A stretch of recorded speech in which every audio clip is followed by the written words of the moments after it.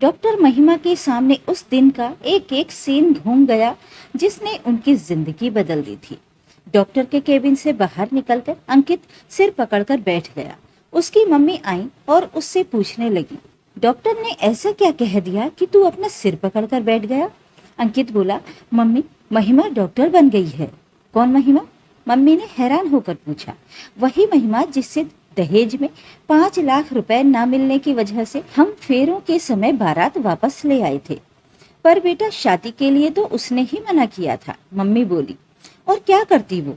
ताऊजी और पापा ने उस समय उसके पापा को इतना जलील किया था कि उसने शादी करने से मना कर दिया।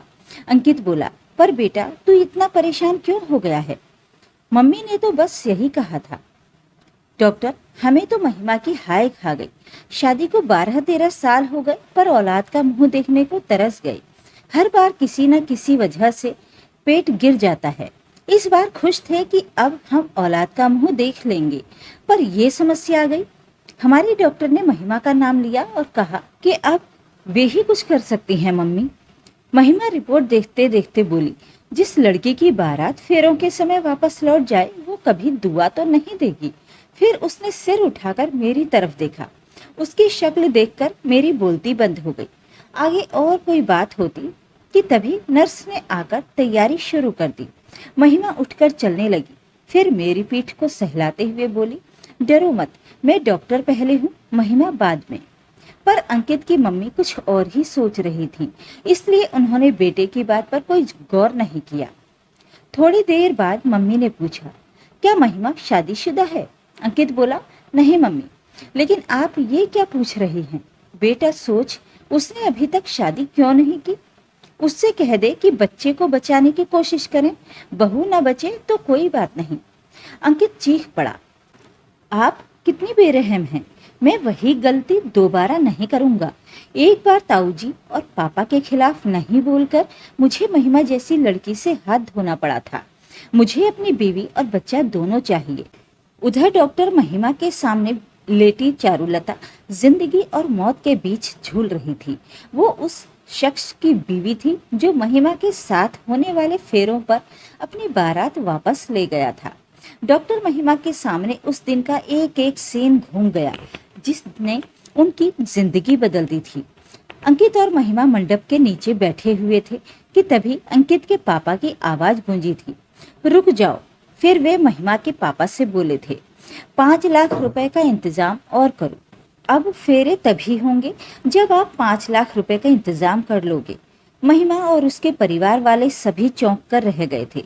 महिमा के पापा और चाचा दोनों अंकित के पापा के सामने गिड़गिड़ा रहे थे, पर उनका एक ही राग था कि 5 लाख रुपए का इंतजाम करो, नहीं तो बारात वापस ले जाएंगे।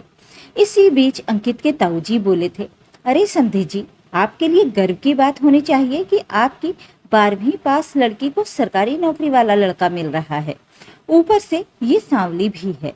आप 5 लाख रुपए का इंतजाम कर लें, फिर सारी कमियां छिप जाएंगी। फिर पापा अंकित से बोले थे, उठ बेटा, हम वापस चलते हैं। बहुत देर से चुपचाप सुन रही महिमा उठी और दहाड़ी, अरे ये क्या उठेगा, मैं ही उठ जाती हूँ। मैं अब ये शादी नहीं करूंगी। आप शौक से बारात ले जाएं, लेकिन मेरे पापा का जो अब तक खर्च हुआ है सब देकर जाएं। फिर महिमा अपने चाचा से बोली थी, चाचा जी आप पुलिस को बुलाइए। अब तक जो शेर की तरह दहाड़ रहे थे वे भीगी बिल्ली बन गए थे।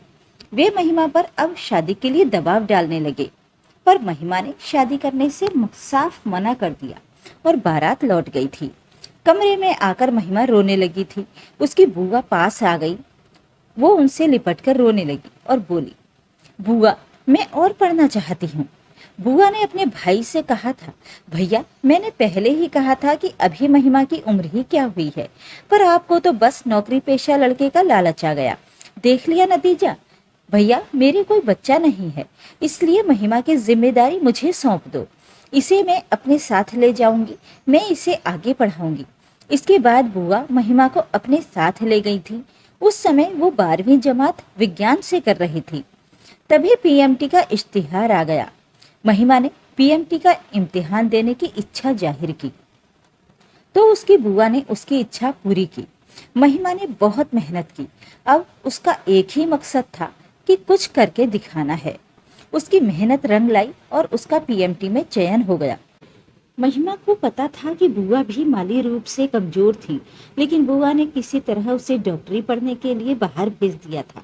महिमा को बाद में पता चला था कि उसकी बुआ ने उसके दाखिले के लिए अपने कुछ जेवर बेचे थे। इसलिए उसने अपने सहपाठियों से कहा कि उसके लिए कुछ ट्यूशन बता दें, जिससे वो अपनी बुआ को कुछ राहत दे सके। महिमा के सहपाठी उसके काम आए। उन्हीं में डॉक्टर अभिषेक भी थे। उन्होंने कुछ ट्यूशन बता दिए। बस यहीं से महिमा की निकटता डॉक्टर अभिषेक से बढ़ने लगी और उस हद तक पहुंच गई जहां दोनों एक दूसरे के बिना नहीं रह पा रहे थे। 3 साल बाद महिमा एक नर्सिंग होम की मालकिन थी। इस नर्सिंग होम की मालकिन बनने में भी डॉक्टर अभिषेक ने ही मदद की थी। अब महिमा इतनी काबिल डॉक्टर हो गई थी कि बिगड़े केस भी ठीक कर देती थी। चारुलता का केस भी तभी महिमा के पास आया जब दूसरे डॉक्टरों ने हाथ खड़े कर दिए थे।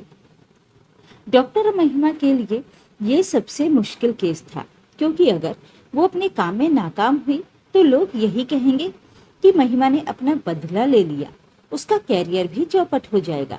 जबकि उसको पता था कि उसके सामने लेटी औरत का कोई कसूर नहीं था।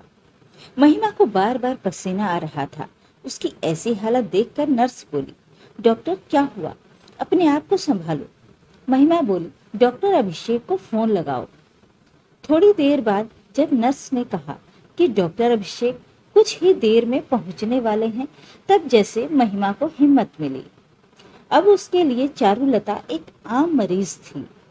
2 घंटे बाद जब बच्चे के रोने की आवाज गूंजी, तब सब खुशी से उछल पड़े।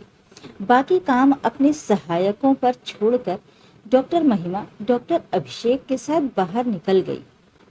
चारुलता 3 दिन अस्पताल में रही। अंकित और महिमा की मुलाकात नहीं हुई, या अंकित ही खुद महिमा से कन्ने काट लेता था। 3 महीने बीत गए थे। महिमा अस्पताल जाने की तैयारी कर रही थी कि तभी एक आवाज ने उसे चौंका दिया। उसने आवाज की तरफ देखा और बोली, अरे चारुलता जी आप। अपने बच्चे को डॉक्टर महिमा की गोद में सौंपते हुए चारुलता बोली, मुझे सब पता चल गया है जो इन्होंने आपके साथ किया था।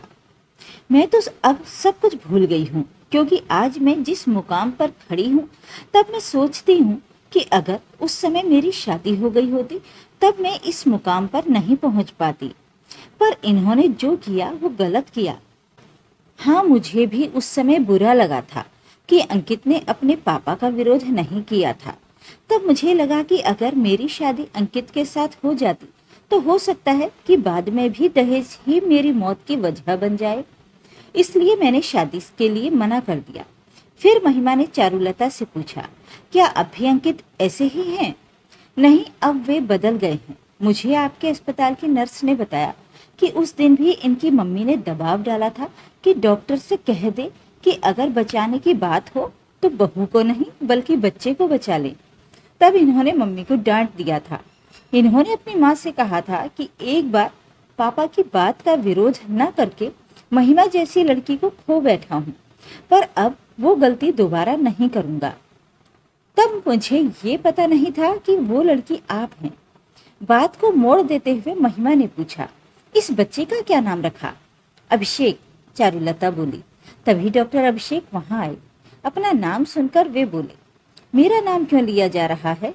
चारुलता ने बताया, हमने अपने बच्चे का नाम आपके नाम पर रखा है।